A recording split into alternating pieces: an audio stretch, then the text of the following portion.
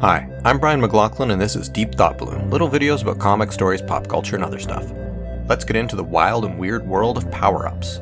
I was collecting fruit in a platform video game and I wondered, why am I doing this? Sure, it's a great lesson for us. Whole fruits and veg are the cornerstone of a healthy diet.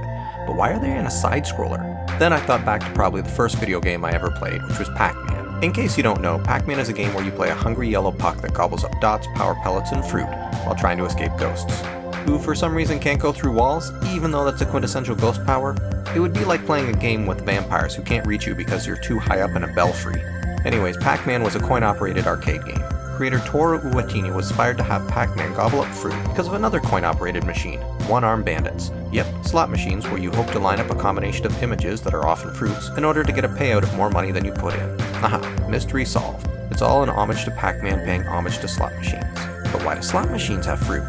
Because gambling was illegal in some places, so instead of gambling for money, you'd get a reward of fruit-flavored gum. You could use the gum to trade in for other things, and it allowed them to bypass the laws about gambling for money. That's also where the bar image comes from. It's the simplified version of the Bell Fruit Gum Company logo, and where the bell comes from. At least that's what people seem to think. The history's a little bit muddy about the quasi-legal gaming business. This got me thinking about power-ups from outside of gaming, like Popeye Spinach, Scooby Snack, or the food in Alice in Wonderland. I realized the first example of power-ups might be Eve eating the apple in the Garden of Eden. That power-up gave humans the knowledge of good and evil.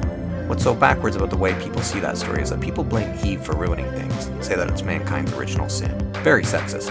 Especially because when we tell similar stories these days about people being in a walled-up perfect world made just for them, it's always something that's heroic to escape from.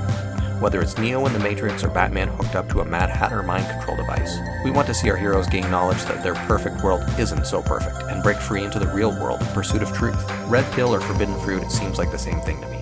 This in turn got me thinking about the other symbols in video games, like hearts for health. Why do we have hearts on cards? Playing cards started in China, but we don't get a heart suit until the Germans redesigned them in the late 1400s. You'll find hearts alongside bells, leaves, and acorns.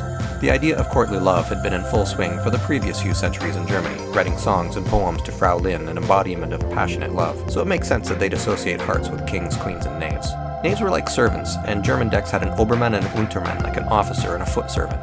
Either way, Jack means valet, because Jack was a way to refer to a generic person, like a jack of all trades or Jack in the Box. Jack, go get me that thing. Based on their appearance and context, I had assumed Jack was another word for prince, so I could imagine I exercised doing jumping princes and ate flat princes, and complained about the noise from prince hammering and lumber princes. But to think that still, I'd be a real prince ass.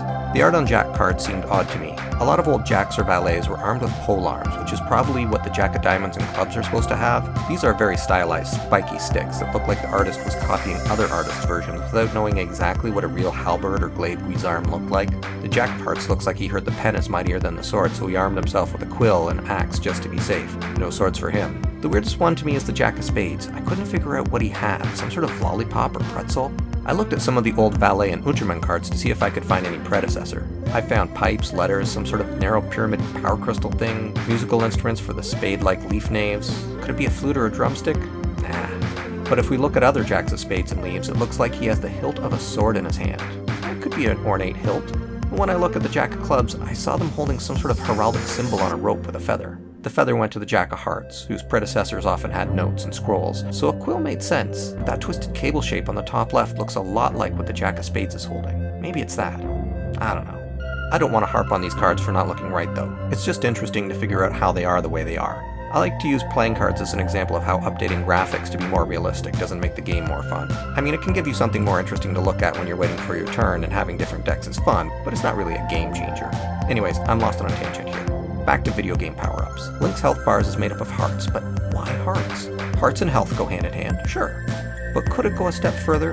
Like, what if Link found love notes from Zelda? Or bosses were guarding places that rekindled Link's memory of how much he loved her, and that's what gave him another heart on his health bar.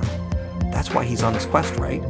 That it's his love for her that keeps him going? Wouldn't that be a more poetic way to deal with the heart health bar? I feel like Zelda would be a more powerful story if it regularly reminded us it was a love story instead of just a meandering beat-em-up. Anyways, I think it's worth thinking a little more about what sort of power-ups our characters use, where they come from, and what we might be able to do with them, whether in games, comics, films, or whatever. Good luck and keep thinking deep thought balloons.